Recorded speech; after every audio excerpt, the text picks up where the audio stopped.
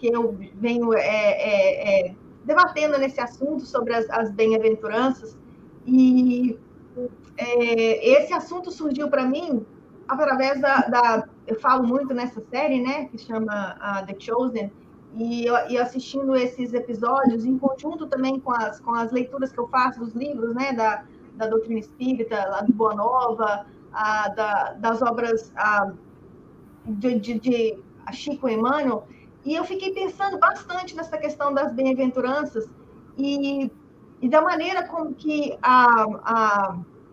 como que Jesus trouxe isso para a gente.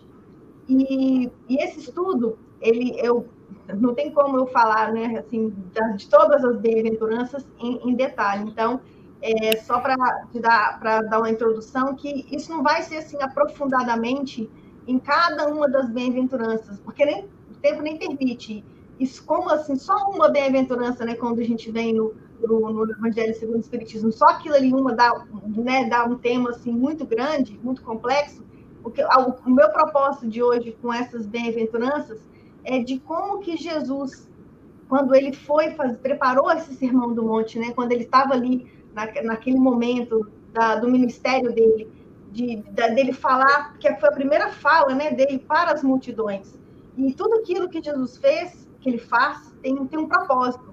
E esse propósito maior é como se fosse assim para a gente, como se fosse um caminho, né? Ou uma escada, ou um mapa, né? Vamos dizer assim, que tudo que ele faz se entreliga. E essas bem-aventuranças, o que eu trouxe para nós hoje, nós vamos ver que as bem-aventuranças ela está em nós, porque a tradução dos bem-aventurados, né, na tradução da Bíblia em inglês, quando ele fala, né, bem-aventurado, ele fala blessed be, que seja, abençoado seja. Então, quando Jesus fala bem-aventurado, né, numa outra, vamos falar assim, mudando, né, só a palavra, fala abençoado seja. Então, abençoado seja quem? Seja aqueles que choram, sejam os oprimidos, sejam os que são humildes, sejam os que sofrem. E através dessas bem-aventuranças, nós vamos entender que não é sobre a gente ser bem-aventurado somente nos nossos sofrimentos, na nossa humildade ou na nossa pureza de coração. É que em cada um de nós conseguimos achar essa bem-aventurança, porque quando Jesus fala a multidão, ele está falando para nós, né? Para nós naquele tempo, para os apóstolos e para nós hoje, né? Que fica esse ensino, esse estudo detalhado dessas bem-aventuranças que formam o conjunto, porque ele diz, né? Que no mundo tereis aflição, mas tenha bom ânimo, porque eu venci o mundo, porque ele vê em nós, né, como a multidão, como aquele que está aprendendo, como aquele que está sentado ouvindo, ou como aquele que está trabalhando, essas bem-aventuranças. Então, acho que é isso que eu quis trazer, assim, não aprofundar bem nas bem-aventuranças, mas para a gente entender com essa leveza de que bem-aventurados somos nós, somos vocês que estão nos ouvindo aí no KSSF ao vivo, ou nas nuvens, ou todos nós em um conjunto, porque é assim que Deus opera, né? Nesse trabalho de cooperação, nessa fraternidade, nesse amor. Então, vamos lá, vamos passar aqui. No Evangelho segundo o Espiritismo, quando eu estava preparando aqui os slides, eu reparei uma coisa, que Kardec, na hora que ele vai falar das bem-aventuranças, ele meio que coloca três em conjunto, e a ordem que ele fala, né, das bem-aventuranças, ele começa falando de uma, e ele coloca logo depois o Cristo Consolador. No Evangelho, né, na Bíblia, em Mateus, tem uma ordem diferente, né, de como que Jesus falou à multidão. E essa ordem, ela não é que ela tenha assim, que ser daquela maneira, mas eu achei interessante da maneira que, como Kardec coloca para explicar para a gente essas bem-aventuranças, né, de uma maneira assim, que nós podemos compreender quem são esses bem-aventurados.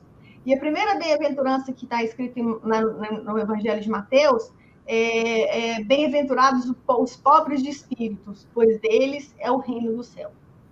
E essa maneira, assim, como que ele traz, né, a questão dessa humildade, dessa pobreza de espírito, essa humildade, é que, assistindo essa série, né, vou voltar só um pouquinho aqui, no propósito do estudo, né, da maneira com que Jesus estava preparando esse grande sermão do monte, né, que ele estava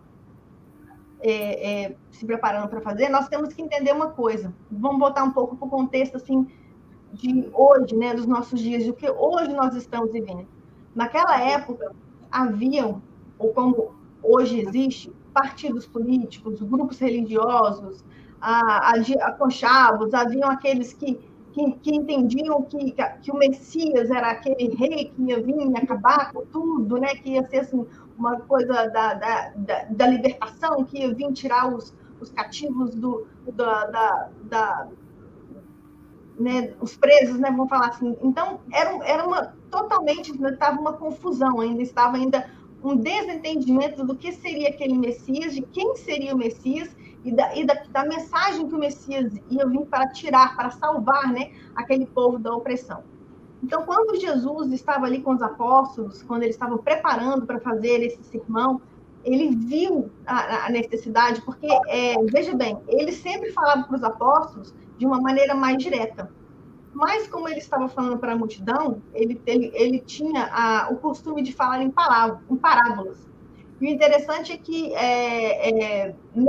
nessa ideia, né, a gente não estou falando que foi assim, mas como é apresentado, né, nesse episódio, ele chega para Mateus e começa ali a explicar: Mateus, olha, eu tenho que preparar esse sermão e eu estou precisando assim de tempo, eu precisava que você me ajudasse, porque Mateus não era só sabia escrever, mas era aquele que anotava tudo que Jesus falava, né?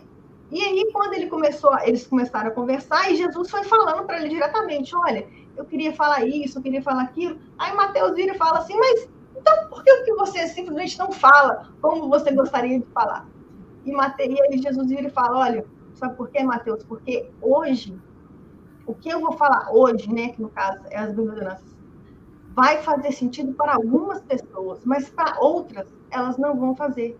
Então, eu tenho que achar uma maneira de falar da mensagem que eu preciso falar, mas não tão diretamente, porque vocês me entendem diretamente, mas aqueles que eu quero falar para a multidão não compreendem o que eu vou falar. E aí eles ficam ali passando horas, né? E o que eu acho tão interessante é que na hora que ele começa a ditar para Mateus as bem-aventuranças, né, que ele deixou escrito, a cada bem-aventurança que ele estava falando, ele estava lembrando de um apóstolo. Ele estava olhando. Quando ele falava bem-aventurado os humildes de espíritos, ele lembrava de um apóstolo. Quando ele falava da mansidão, ele lembrava de outro. E ele estava falando para quem? Para a multidão. Mas a multidão era quem? Somos nós, somos vocês e os apóstolos que ali os seguiam. E esses pobres de espírito, numa palestra que a Estela, que está aí presente, que ela fez com a Claudinha, se não me engano, foi 2 semanas atrás, né, Estela? Você fez da humildade? Foi, não foi? Foi. Eu achei assim, muito interessante a maneira como elas trouxeram a questão da humildade e da pobreza de espírito. Porque essa humildade ou essa pobreza de espírito que Jesus está se referindo é justamente o espírito que se dobra. Quando ele fala assim, se dobra, ele se humilha, não é na questão dele falar que ele está se sujeitando a qualquer coisa. Não, ele não está se sujeitando a qualquer coisa. Ele está se sujeitando simplesmente à vontade do Pai. Porque a vontade do Pai é a vontade maior. E no dia que nós pudermos compreender Deus como Jesus compreende, o reino de Deus ele estará estabelecido aqui na Terra. E eu trouxe esta passagem aqui do Evangelho segundo o Espiritismo, no capítulo do Cristo Consolador, onde que está falando, né, nas instruções dos Espíritos. O Espírito de verdade, ninguém mais do que o Espírito de verdade, traz essa mensagem para a gente. Que ele fala assim, né, que no futuro, humilde e submissos ao Criador, pratiqueis a sua lei divina. Amai e orai. Sede dóceis do Espírito do Senhor. Invocai-o do fundo dos vossos corações. E ele, então, vos enviará o seu Filho bem-amado para vos instruir e dizer essas boas palavras. Eis-me aqui, venho até vós, porque nos chamaste. Olha que maravilhoso. Já pensou? Nós, com tanta saudade do Mestre, né? De Jesus, e saber que, né, quando a gente invocar, quando ele te chamar, no fundo do nosso coração, ele fala: olha, estou aqui, estou presente, estou com vocês. Não seria assim uma coisa assim maravilhosa de imaginar, quando a gente, né, conseguimos chegar a esse entendimento dessa humildade? Então, quando ele fala, ele começa, né, esse sermão com essa bem-aventurança, quando ele fala dessa humildade, ele não só está falando ali para aqueles mais humildes, né, para aqueles que às vezes a gente tem aquela intenção, que eu acho que, né, foi falada na palestra da Claudinha e da Estela, não é só daquela questão da pessoa ser humilde, dela não ter assim algum entendimento, ou dela ser pobre, ou dela ser vamos falar assim, uma pessoa assim como sem estudo, não. É aquele que se curva, é aquele que doa, aquele que realmente entende, né, as instruções, aquele que realmente se dobra à vontade do Pai. E começando assim, então, com essa primeira bem-aventurança, né, das humildades, aí eu viro para você que está me escutando em casa, ou para você que está indo no KSTCF, a gente pensa, será que eu sou humilde? Mas não é. Aí a gente fica pensando assim, mas é tão difícil ser humilde assim? Às vezes não. Às vezes a gente pode entender que na nossa caminhada, em algum momento, a gente se dobra a alguém ou alguma coisa. A gente dobra, às vezes, o nosso ego, a gente fala, olha, realmente, olha, eu acho que eu agi demais, eu acho que eu posso melhorar aqui, eu posso melhorar assim. E assim, é um exercício. Porque essa humildade, esse entendimento, ele vem com o tempo, ele vem com o caminhar, não é de uma hora para outra. E eu achei assim, muito interessante, né? Ele escolher primeiro, né? Já vai falando, né? Para bem-aventurados os pobres de espírito, né? Porque eles, né? Eles herdarão os reinos do céu. E quem mais? Qual uma das maiores virtudes de Jesus? A humildade, né? Quem ele era? Humilde o tempo todo, tanto ao nascer e ao desencarnar, né? Da manjedoura até a cruz. O exemplo de humildade que ele deixou né, para nós é a vida dele. E dentro dessa humildade é que nós temos que um pouco refletir, não é verdade? Vocês querem aí falar alguma coisa? Dar alguma... Não, pode continuar, estou aqui adorando. Essa visão de ser bem-aventurado está muito boa, Adriana. Obrigada.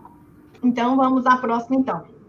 Então, logo depois dos bem-aventurados, do pobre de espírito, eu coloquei essas duas aqui, justamente porque no livro do Evangelho segundo o Espiritismo, elas estão juntas. Acho que ele ainda coloca mais uma ainda. E eu achei bem interessante ele fazer, Kardec, né, trazer esse tema dessa maneira, porque se a gente fica falando, se a gente coloca ele separado, ele fica, não é que fica repetitivo, é porque eles são conectados, né? No Evangelho segundo o Espiritismo, eu acho que ele nem fala bem-aventurados os que choram, fala bem-aventurados os aflitos, né? Por que ele coloca os aflitos? E aí Mateus coloca, né, os que choram serão consolados e os que sofrem perseguições, porque na verdade eles se conectam, né? E a gente fica pensando às vezes batalhando só dentro de uma bem-aventurança, a gente esquece de todas elas. Esse que é a beleza que eu achei. Todas elas estão entrelaçadas, porque nós não podemos ser de todos humildes, não podemos só ser aqueles que choram, e também nós não somos só aqueles que precisamos de ser consolados. É um conjunto dessas bem-aventuranças. Então, logo após ele fala, né? Jesus também fala à multidão, ele fala, bem-aventurados os que choram, porque serão consolados, e bem-aventurados os que sofrem perseguição pela justiça, pois deles é o reino dos céus.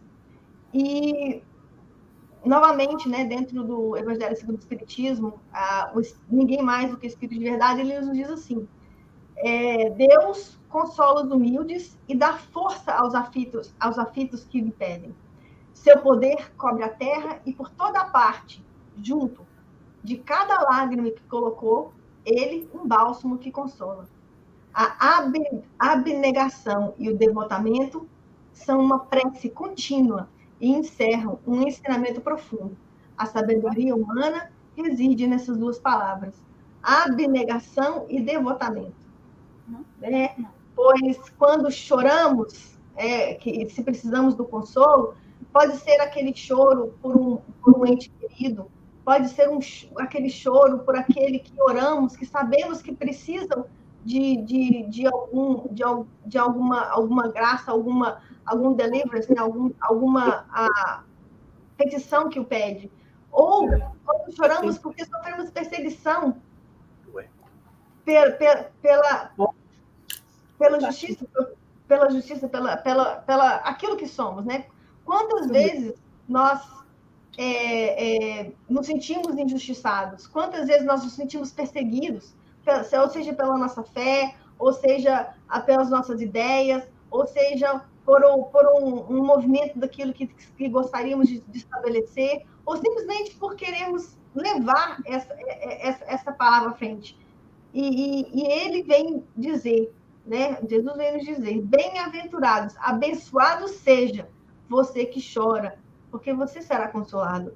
Bem-aventurado é você que segue, que sofre perseguição pela justiça do meu nome, porque seu será os reinos dos céus. Então, quando ele fala abençoado seja, quando a gente fala desse choro, ou quando a gente fala dessa perseguição e dessa injustiça, não é nos colocando naquela posição de vítimas, né? Porque não é assim que nós deveremos ver. Não é só a gente sentar no chão e chorar, porque fulano fez isso comigo, ou fulano fez aquilo, né? Não é nesse sentido. É naquele sentido, assim, de que desse choro, né? Desse sofrimento que a gente fala, são justamente as nossas escolhas. Porque tudo começa em nós, né? Tudo começa dentro das nossas escolhas. Se escolhemos batalhar, se escolhemos caminhar, se escolhemos trilhar aquele caminho que não é fácil, se escolhemos estar aqui hoje, né, encarnados, né, nesse momento de pandemia, de guerra, de tantas coisas que nos assolam, nós temos que ter essa certeza de que essas aflições, elas são passageiras, que esse choro que nós estamos, né, passando por ele agora, seja qual seja o motivo que na vida de cada um, isso também passa, porque o consolo que nos espera, né, como diz assim, eu acho que a palavra é bem legal, né, o galardão, aquilo que está nos aguardando, né, futuramente no mundo espiritual e pela essa força de querer trilhar, esse é o presente. E eu acho que essa bem-aventurança, né, daqueles que choram ou daquele que sofre perseguição, você imagina, né, quem mais? Quando eu fico pensando muito, né, quando a gente lê naquele livro Paulo Estevão, e naquele momento, né, em que Estevão está ali sendo apedrejado ali, né, a mão de Paulo, né, sofrendo todas aquelas dores, o livro Paulo Estevão, ele coloca, acho muito lindo ali, ele coloca naquele momento, é como se o mundo espiritual tivesse aberto ali para ele, e ali ele vê nada mais, nada menos de quem? Jesus, que veio ali lhe buscar, né? Que veio ali lhe receber naquele momento de tanta dor, naquele momento de que ele estava, né? Acho que, igual a Marisa acho que já falou várias vezes, parece que quando o espírito nem está ali mais, porque o que está é a carne, né? O corpo físico, porque né, na verdade o espírito ele já está ali na reta final, no mundo espiritual, ali já caminhando por um abraço de Jesus. Imagine nós, nada mais, nada menos do que sermos consolados, né, por esse mestre Jesus, por aquele irmão maior, por aquele que nos deixou essas bem-aventuranças, por aqueles que nos amou tanto, né, e que hoje nós temos tantas saudades dessas palavras carinhosas do nosso mestre. Não é verdade? Então, vamos passar para a próxima. Aí eu trouxe esse aqui. E quando Jesus fala, a multidão, né? Quando ele fala, bem-aventurados puros de coração, pois verão a Deus. Aí a gente fica pensando assim, né? Como é como seria, né? O que seria essa pureza de coração? Essa daí eu deixei esse slide separado, porque às vezes a gente fica pensando assim, nossa, muito difícil a gente ser puro de coração, né? porque a gente fica pensando que essa pureza é uma coisa assim, impossível de alcançar. E quando Jesus ele está falando dessa pureza de coração, ele está se referindo àquilo que entra nos nossos ouvidos e o que sai da nossa boca. Porque aquilo que entra nos ouvidos, ele contamina a nossa mente e enche o nosso coração, a boca fala. Porque na Bíblia já diz, né, que a boca fala daquilo que o coração está cheio. Então, se o seu coração, se ele está cheio de mágoa, se ele está cheio de tristeza, se ele está cheio de dúvidas, se ele está cheio de ódio, nada mais, nada menos vai sair da sua boca aquilo que você está recebendo, aquilo que você está ouvindo, aquilo que você está manifestando dentro do seu íntimo. Então, quando ele fala desse coração puro, ninguém está falando daquela pureza de santo, de falar, nossa, que a pessoa é, né, santinha. Não é disso que ele está falando. Ele está falando de limpar o nosso coração, de deixar, de colocar para fora, de tirar, de tirar tudo isso que nos impede, né, de ter essa conexão com o divino. E como é que nós fazemos isso? Nós fazemos isso através do quê? Através do nosso caminhar, através das nossas batalhas, através da nossa renovação íntima. Essa renovação íntima, ela vem através de quê? Ela vem através de estudo, ela vem através da palavra, ela vem através de um sorriso, ela vem através de um abraço. Porque quando nós recebemos essas energias salutares que falam, olha, vamos dar uma limpezinha aqui, vamos tirar essa, né? Vamos colocar isso aqui para fora, vamos lavar, vamos tirar, né? Vamos deixar aqui tudo bonitinho, vamos deixar a luz do céu entrar, né? Vamos colocar esse frasco que está assim meio, né? Vamos falar assim, corroído, vamos lavar, vamos colocar no sol, vamos deixar que esse sol, né? Ele seque, ele entra, ele ilumina, ele venha limpar. Então, quando ele fala disso, ele fala dessa limpeza, dessa pureza. E quando ele fala das crianças, né, como eu trouxe aqui também na Instrução dos Espíritos, no livro do Evangelho segundo o Espiritismo, quando ele está falando dessa pureza da criança, porque a criança, né, quando nós estamos na nossa infância, vamos falar assim, né, na nossa fase encarnado aqui, quando a gente é criança, a gente tem essa leveza, né, a gente tem uma outra visão do mundo, porque nós não estamos tão contaminados, né, com toda essa dor, nós não crescemos ainda, nós ainda não experimentamos ainda de certas dores daqui que nos deixam, né, contaminados, que nos deixam o nosso coração um pouco mais duro, né, e como a Marisa gosta de dizer, ainda estamos molinhos, né, estamos ainda naquela fase daquela percepção diferente da vida. E no livro dos Espíritos, né, no livro dos Espíritos, do Evangelho segundo o Espiritismo, ele traz essa mensagem. Ele fala assim, venham a mim as criancinhas, pois tenho leite que fortalece os fracos, e deixai vir a mim todos os tímidos e débeis, que necessitam de amparo e consolação. Deixai e venha a mim os ignorantes, para que eu os esclareça. Deixai e vir a mim todos os que sofrem, a multidão dos aflitos, dos infortunados.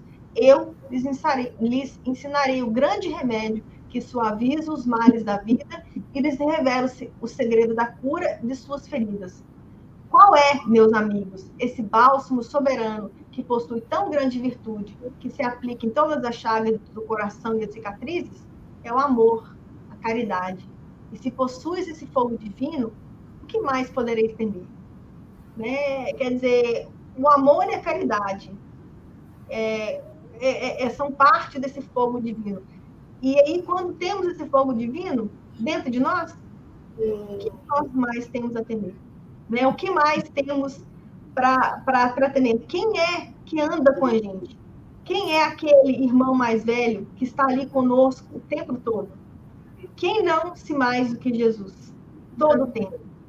Né, através da espiritualidade, através dos nossos mentores, através dos nossos amigos encarnados e desencarnados, porque esses são a presença de Deus, de Jesus na nossa vida, que como tudo é entrelaçado, veja hoje, por exemplo, se não fosse eu com as minhas amigas virtuais, hoje onde estaremos? Que era para mim estar aí.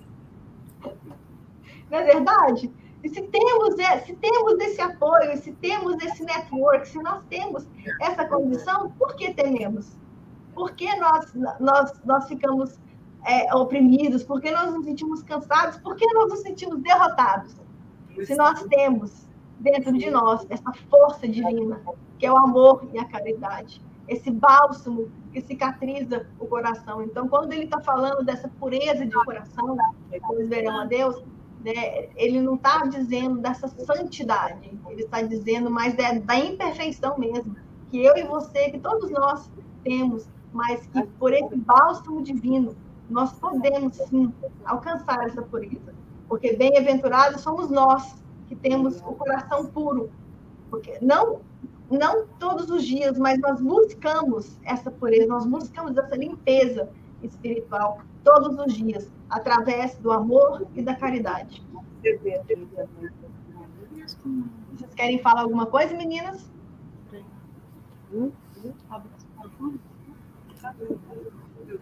Você me escuta, Adri? Estou escutando vocês. Não, só para saber se... Não, mas pode seguir, a gente tem todo o tempo aí para ouvir você. Então tá. Hoje a gente está aqui de ouvinte. Tá, joia. Agora vamos... Opa, peraí só um minutinho aqui. Estão conseguindo ver? Estão me ouvindo? Estão me ouvindo? Sim, sim, estamos. Ok, parecia que eu não estava ouvindo você, desculpa. Acho que eu pulei um slide aqui, só um minuto. Peraí, deixa eu voltar. Ok. Desculpa, eu pulei um slide que foi para frente. Agora... voltei de novo aqui, peraí. E essas outras duas bem-aventuranças, que quando Jesus fala, né? Bem-aventurados mansos, porque herdarão a terra. E bem-aventurados pacificadores, porque eles serão chamados filhos de Deus. Eu não sei quem teve a oportunidade de estar presente na quarta-feira, quando nós fizemos o Colab, eu, Aline e Marisas, justamente sobre os pacificadores, né? Que era uma das partes das bem-aventuranças. Quando ele fala, né, dos mansos que herdarão a terra e dos pacificadores, porque serão chamados filhos de Deus, ele estava se referindo à multidão e aos apóstolos, justamente nas lutas. Porque, veja bem, no Boa Nova, quando Jesus vem falando, né, os ensinamentos aos apóstolos, tem um capítulo mesmo que fala sobre o sermão, né, o sermão da montanha, e isso fica bem ilustrado através do livro, né, do Humberto de Campos, de como os apóstolos entre si mesmo, eles não conseguiam chegar no consenso, que eles às vezes eles não é que brigavam, né, vamos falar assim, eles tinham visões diferentes, eles tinham ciúmes um dos outros, eles tinham aquela, não vamos falar assim, aquela picuinha, né, vamos falar assim, eu sou o mais querido, ou eu sou aquele que Jesus gosta de ficar mais perto. Eles tinham essa coisa junto com eles. E quando Jesus fala dos mansos e dos pacificadores, porque sempre, né, tinha ali Pedro, que era mais exaltado, mais nervosinho, e João e Tiago achando que eles eram ali os preferidos, aqueles que iam sentar à direita do mestre, e tinha ali Mateus, que muita gente não achava que ele era esnobe, porque ele era coletor de táxi, ele era odiado, assim, pelo povo judeu. Então, Jesus via essa necessidade. Quando ele trouxe essa bem-aventurança dos mansos e dos pacificadores, é porque eles precisavam dessas virtudes dentro do grupo, porque Jesus escolhe esses 12, né?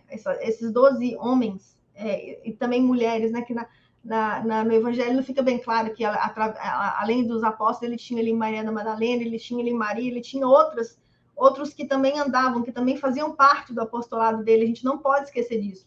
Mas quando ele está se referindo aos apóstolos, ele tinha que ensinar, era como que eles iam trabalhar dentro daquele grupo se eles não tivessem, se eles não fossem mansos e pacificadores. O manso, né, que no caso é o pacífico, é aquele que já tem a paz, aquele que entende que retém aquela paz. Mas às vezes você reter a paz para você mesmo e ficar ali todo zen e não fazer nada e ficar na inércia, não te ajuda em nada. Por isso que a pacificação, ela é a mansidão em movimento, vamos dizer assim, né? Você tem que ter o movimento de fazer a paz que está em você, dela se refletir pelo grupo.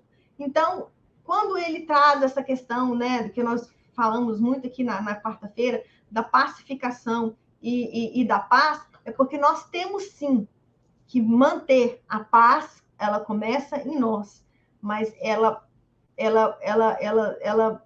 se movimenta através do exercício da pacificação. Porque se você é pacífico, mas se você está ali e está vendo uma pessoa brigar com a outra, discutir com a outra e não levar esta paz que você tem e fazer com que aquela pessoa consiga se acalmar e entender que através daquela paz, né, para pacificar, para eles vão falar, para acalmar os ânimos, a paz que você tem, né, fica só em você. Então, por isso que tudo é interligado, por isso que tudo é um movimento.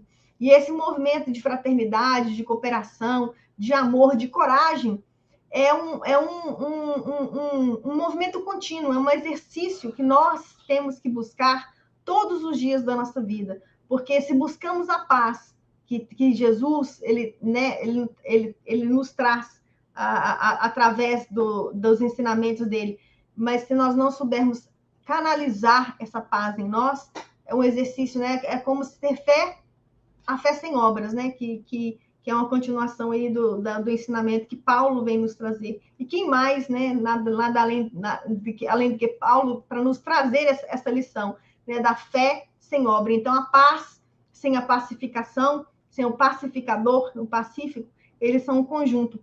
E eu achei também bem interessante que, voltando aqui nesse episódio do Chosen que fala sobre esse Sermão da Montanha, quando Jesus estava ali se preparando, né, para poder fazer, para ir falar ali pela multidão, isso é no seriado, tá, gente? E de novo, eu não estou falando que foi assim, isso é só uma conjuntura, como Humberto de Campos fala no Boa Nova, né, são folclores do céu, são uma maneira que a gente tem de pensar, de raciocinar, de como teria sido aquele momento. E nesse episódio, né, que ele está falando ali, né, quando ele ia ali para falar no Sermão da Montanha, chega ali Maria, a mãe de Jesus, Maria Madalena, e uma outra mulher seguidora, tentando ele, né, colocar, porque ele ia se apresentar, e como Maria, ela tinha muito cuidado com Jesus, isso é transparecido ali no livro, na Boa Nova, no Humberto de Campos, no capítulo 30, quando ele fala de Maria, fala desse cuidado que Maria tinha, né, quando com Jesus, com a vestimenta dele, que ela cuidava muito bem dele. E ali, como ele ia se apresentar, ela estava tentando colocar uma túnica assim, né, para ele poder fazer o sermão. E na hora, eles estavam tentando escolher as cores com que ele ia aparecer ali, né, para falar pela multidão. E ali ela trouxeram ali o vermelho, o roxo e o azul. E ali elas falaram, ele perguntou, mas por que vermelho? Ela falou assim, mas se vocês não entenderam, a minha aparência, para mim, não significa nada. Né? Tipo assim, como eu vou aparecer ele para mim não tem importância nenhuma. E elas falaram, não, realmente não tem, mas essas cores aqui, ela aí falou do vermelho, que é o amor, aí falou do roxo, e aí elas trouxeram o azul. E quando trouxe o azul, é uma faixa azul, que eu acho que tem muitas pinturas, alguma coisa assim, que a gente sempre vê Jesus com aquela faixa azul. Eu só trouxe isso porque eu achei interessante, porque na hora que eles escolhem essa faixa azul, a Maria Madalena e Maria, mãe de Jesus, falam assim, o azul é a paz, porque você é o príncipe da paz. Quer dizer, você que vem trazer a paz para a gente. E ele escolhe, ele faz, e ele acaba indo, né, com essa faixa. Não é uma turba, parece que eu acho que usava antes, né? Era azul. E eu só estou trazendo isso porque muitas das vezes eu já vi essas imagens que a gente tem, às vezes Jesus andando, uma coisa assim, com esse azul. E esse azul, né, que significa que ele é o príncipe da paz. Então, como eu trouxe a semana passada, na quarta-feira, no livro Palavra de Vida Eterna de Emmanuel, ele fala isso, que da manjedoura até o túmulo, quando Jesus nasce, a primeira coisa que os anjos, a saudação é paz na terra aos homens por ele amado. E quando eles, assim, após a ressurreição, que ele chega para os apóstolos, todos eles, né, descombobinados, todos eles lá, todos, né, sem rumo, né? O Messias, né, o mestre se foi, e agora o que vai acontecer? A primeira coisa que ele fala a eles: paz seja convosco, né? Quer dizer, ele é o príncipe da paz, ele vem nos trazer a paz para que possamos exercer em nós e darmos continuação a ela. E o próximo é... Desculpa, foi rápido demais. E o próximo slide é: bem-aventurados misericordiosos, pois obterão a misericórdia. E aí eu trouxe esse versículo de Paulo aos Efésios, no capítulo 4, versículo 32, quando ele fala assim: antes, sedes uns para com os outros benignos, misericordiosos, e perdoando-vos uns aos outros, também como Deus vos perdoou em Cristo Jesus. O que não mais seria a misericórdia, senão esse perdão, essa palavrinha que às vezes é tão assim, pesa, né? Você vai falar assim: nossa, para perdoar é um exercício contínuo que nós temos que exercer. E Jesus, na sua eterna sabedoria, quando ele fala dessa misericórdia, ele fala desse perdão, ele fala não só do perdão dele para conosco, mas de nós mesmos. Muitas vezes nós temos que nos perdoar primeiro para que possamos conseguir exercer esse perdão ao próximo. E isso fica exemplificado de várias maneiras, porque a questão do perdão, às vezes a gente fala assim: nossa, eu perdoo, ou eu não esqueço, ou eu perdoo, mas eu não quero chegar perto da pessoa. E nós temos várias maneiras que nós podemos trabalhar aí o perdão, e eu não estou querendo aqui também entrar nesse detalhe, porque não é esse o propósito. Mas como nós estamos falando dessa misericórdia, é porque se nós precisamos de ter essa misericórdia de Deus nas nossas vidas, nós temos que ser misericordiosos com os outros, porque como nós podemos querer pedir ou receber alguma coisa, sendo que nós mesmos não temos capacidade de fazer esse exercício. Quer dizer, é sempre um trabalho de mão dupla. Seja misericordioso com os outros, que da mesma maneira com que você gostaria que Deus fosse misericordioso com você. E esse perdão, essa misericórdia, essa bondade, né, vamos falar assim, essa capacidade, né, de exercer essa misericórdia. Achei muito legal, a Marisa comentou até na palestra de quarta-feira, a questão de que teve, né, um irmão entre nós, que o pai estava numa situação, foi agredido, a pessoa, né, o filho, mesmo estando ali aflito, né, bem-aventurados aflitos, porque serão consolados, ele aflito com o pai naquela situação, ele veio pedir oração para o agressor. Quer dizer, o que não é isso, muito além do que a misericórdia, né? E ali a gente vê, né, nessa situação, eu só estou colocando aqui porque cabe naquilo que eu estou querendo dizer, né? Cabe aí a aflição, né, da pessoa, com a misericórdia, uma misericórdia que ele foi capaz de exercer, que naquele momento de dor, de tristeza, de aflição, ele foi capaz de ser misericordioso com aquele que os agrediu, com aquele que o feriu. E isso é muito importante, é muito bonito, e às vezes é uma coisa que é difícil de exercer, mas graças a Deus, graças a Jesus, ele vem nos mostrar que isso não é impossível. Nós podemos sim ser esses misericordiosos, nós somos sim, abençoados somos, porque somos misericordiosos, porque temos essa capacidade de exercer essa misericórdia, não só conosco mesmo, mas com o próximo. E nada mais do que o amor, a caridade, a fé e a coragem, porque isso exige muita coragem, isso exige muita fé. A gente tem que ter muita certeza, né, nesse Jesus que a gente acredita, nesse evangelho redivivo, para afirmar: não, olha, eu vou orar, eu vou pedir para aquele que me agride, porque ele também é digno de muitas preces. Não só aquele que está sendo necessitado. Eu estou necessitando, mas também eu estou fazendo, porque ele é mais necessitado do que eu. Isso é muito, muito legal. Isso é muito bonito. Me lembro também, rapidamente aqui, porque me veio aqui, quando o Chico estava recebendo as mães, e que uma mãe veio lá na fila, né? A história é longa, mas só encurtando, uma mãe veio na fila, ela deu lugar para uma outra mãe, porque ela achou que aquela mãe precisava mais do que ela, e acaba que essa outra mãe que acho que ia embora sem consolo de ter lá o recado que ela queria, de ter uma conexão com o filho dela, ela foi muito mais consolada, porque o ato dela de misericordiosa com aquela mãe tirou o filho dela do umbral.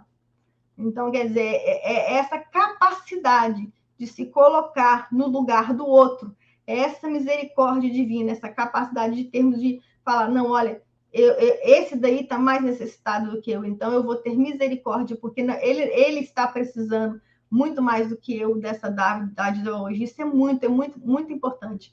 Então, bem-aventurados somos nós, que, além de todas as nossas mazelas, ainda conseguimos ser misericordiosos com os nossos irmãos. E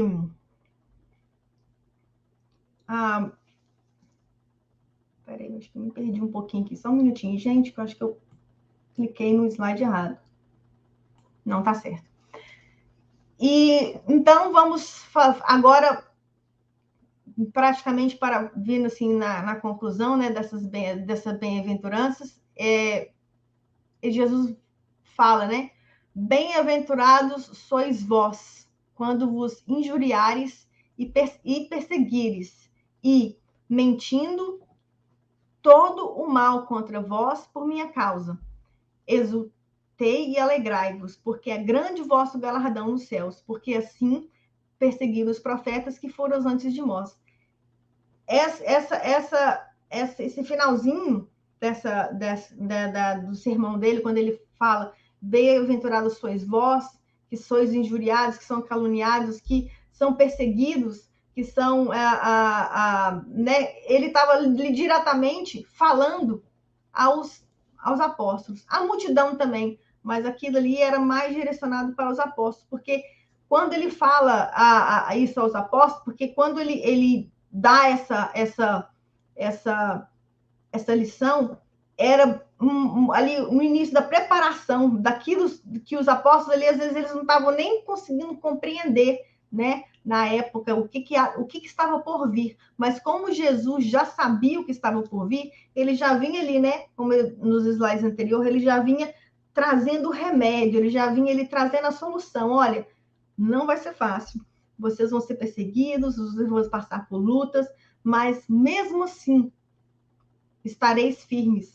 E quando nós vemos essa firmeza, essa coragem da fé, né, em todos os apóstolos, e aí vem, né, a Paulo de Tarso, né, que não foi aquele apóstolo que não teve essa convivência, né, que não teve ali aquele momento, né, com o mestre, que ele chegou ali logo já chegou assim como aquele que vem perseguindo, mas é transformado, passa por essa transformação, e o perseguidor se torna o perseguido, e o perseguido pela causa do Cristo. E quando ele entende, né, e Paulo de Tarso nos traz essa lição maravilhosa de dizer, né, de que ele estava em paz, que ele já não mais vivia, e sim o Cristo que vivia em mim, ele fala, eu estou pronto para qualquer coisa. Que aí ele vem, quando ele chega nesse final, ele volta justamente à primeira bem-aventurança, que é a humildade, porque dobrando Paulo, o espírito dele, ao Cristo Consolador, foi que ele conseguiu deixar de ser aquele que persegue para ser aquele que era perseguido, por amor ao Mestre. Então, por isso que eu trouxe essa palestra, essa questão das bem-aventuranças, para que nós possamos entender que tudo isso é um caminho, é como um mapa, é como uma escada, é como um guia, para que nós entendamos que dentro de nós existe essas bem-aventuranças, porque todos nós somos capazes, porque todos nós somos todos criados à imagem e semelhança de Deus. E mesmo que estejamos na multidão, mesmo que hoje nós formos pensar, nossa, eu estou na multidão, né? Essa multidão que Jesus fala para nós, nós temos que entender que a nossa voz que clama na multidão, Jesus conhece cada uma delas, e ele sabe identificar o choro, ele sabe identificar as nossas fraquezas, ele sabe identificar as nossas necessidades, e ele vem aí com esse bálsamo, com esse socorro, com esse remédio, com essa cura espiritual, porque tudo nós somos conectados. Então, em tudo nós somos bem-aventurados. Então, abençoados somos nós, que através dos nossos estudos, do nosso esforço, da nossa vontade, da nossa coragem, da nossa perseverança, do nosso estudo, seguimos forte em Cristo, procurando em si, em nós, espalhar esse evangelho redivivo, esse amor, essa cooperação, essa fraternidade, porque todos somos um conjunto e todos andamos de mãos dadas. E essas bem-aventuranças, elas não são de todas uma só, somos todos um pouquinho de cada, e que nós possamos, dentro desses estudos, desses trabalhos, dessas colocações, que possamos sim buscar e saber que todos nós abençoados somos, porque os bem-aventurados somos nós. Eu, você e todo o planeta num conjunto. Não interessa por um momento que nós passamos, mas nós entendemos que hoje abençoados somos, porque bem-aventurados somos nós. Era isso que eu queria trazer para vocês, meninas. Então, só para fechar aqui, eu tenho esse último slide, que é uma frase que foi atributo ao Chico Xavier, que ele diz assim: abençoado é aquele que age com o coração limpo e mantém nele o amor ao próximo. Era isso que eu queria dividir com vocês. Muito obrigada. Parabéns, parabéns. Viu aí, minha filha? Que beleza. Conseguimos, né? Muito bom, muito bom, muito bom. Muito bom. Essa frase aí resume exatamente aquilo que Jesus foi, né? E Eu fiquei pensando aqui, você falando, porque a gente fala das bem-aventuranças, mas eu não tinha pensado nos bem-aventurados. E é uma visão que você trouxe, Adriana, que me acompanhou assim. Desde que eu ouvi o título, fiquei pensando nisso, né? Que a gente fala tanto da ação, mas não se vê como esses bem-aventurados. E fiquei pensando também o quanto que a gente aprende de formas diferentes, quanto que a gente aprende alguns, né, mais facilmente por ouvido, outros por leitura. E eu acredito que essa subida, né, de Jesus para poder falar, porque ele não precisaria falar, né? Toda a atitude dele falou mais alto do que qualquer discurso que ele fizesse. Mas o propósito dele vir e falar tudo isso e depois viver aquilo, porque quando você fala alguma coisa e você tem que viver aquilo que você fala, a cobrança da gente conseguir falar e agir no que a gente está falando. Mas quando você tem aquela atitude, aí não tem nenhum tipo de argumento, eu acho. Você já faz aquilo. Então, para mim, pensando nos bem-aventurados, me trouxe isso. Pensando o quanto por que naquele momento ele precisou verbalizar aquilo que ele já vivia e aquilo que ele viveu como ensinamento para a gente, né? Que era o mestre, né? Era conhecido como mestre. Então, ele não só dizia, mas praticava. Então, isso eu acho que para a época, para dar sustentação aos apóstolos, de estarem ali próximos a ele, deve ter sido, para a gente é maravilhoso, né? E os bem-aventurados foi tudo que ele viveu, né? Ele foi humilde, foi pacífico, foi manso, foi perseguido. E a bem-aventurança é isso, você será abençoado, você será melhor, você se sentirá melhor se fizer isso e isso. E vamos fazer, porque ele não ensinou assim, o mandamento é amar ao próximo, mas a gente constrói a capacidade de amar, começa a querer amar. A partir do que você quer amar, como eu vou manter essa energia em mim? Amando. Não tem outra. E eu tenho que fazer isso, né? Como eu serei pacífico, pacificando. Enquanto eu sou manso, é bom ser pacífico, né? O manso é o pacífico, aquele que não entra em briga, aquele que não entra em discussão. Mas tem o pacificador, que já é outra etapa, porque você já tem a paz, então você vai passar a paz adiante. Então, é bem legal isso, porque nós somos aquilo que falamos, aquilo como agimos. A gente vai sendo esse espelho para o mundo e o mundo para nós, né? Então, é bem legal. Muito bom estar aqui. Muito bom, Adriana, foi excelente, adorei. Eu acho que o maior exercício justamente como vocês acabaram de falar, né? A gente falar dessas bem-aventuranças e passar por momentos que todos nós passamos, né? E vivenciar aquilo que realmente a gente fala, que acho que quem fala muito igual eu, acho que é aquela que precisa mais de aprender, porque acho que a boca fala... Não, a gente pode estar fazendo ainda, Adri, mas a gente tem que saber que o caminho é esse. Olha, eu ainda não consigo ser assim, eu não consigo ser manso, eu não consigo ser misericordioso, não tem problema, mas vamos conseguir, enquanto isso a gente fica batendo ali na tecla. Um dia de cada vez. Um dia de cada vez. Exatamente, por isso que eu achei interessante essa visão, assim, né, de como um mapa, né? Tipo assim, se quiser me encontrar, olha nesse grupo aí, olha em um desses grupos aí que você tem certeza que um pouquinho cada um vai se encaixar, né? Porque nós somos um todo, né? E, assim, muita gratidão, gente, muito obrigado mesmo por essa oportunidade. E também eu acho que para mim também foi mais uma batalha vencida, porque a minha primeira palestra, assim, virtual, de eu fazendo, né, praticamente, assim, na minha casa, né, sem ser presencial, porque tinha um pouco assim de dificuldade, mas é bom isso, né? Vem lá e as duas colaboradoras e quebra o medo e fala, deixa disso, isso é besteira, você consegue. E aí foi tudo certo. E as representantes aqui do grupo virtual mandando as mensagens. Sônia, obrigada, Adriana, por iluminar nosso sábado com essa palestra linda. Também achei, Sônia. Obrigada, Sônia. Muito obrigada. A Adila aí, ótimo aprendizado, excelente explicação. Também achei, concordo, meu amor, com você. Marcinha aí, Marcinha, tá vendo? Gratidão. Não tem jeito, a gente, Adila, a gente ouve, né? Por mais que a gente ouça, ouvimos essa semana, se semana que vem alguém estiver fazendo alguma palestra sobre as bem-aventuranças, não tenha medo de ouvir dizer assim, eu já ouvi falar sobre isso. Você vai ver como é bom, porque muitas delas a gente nem lembra mais como é que Jesus falou sobre isso, né?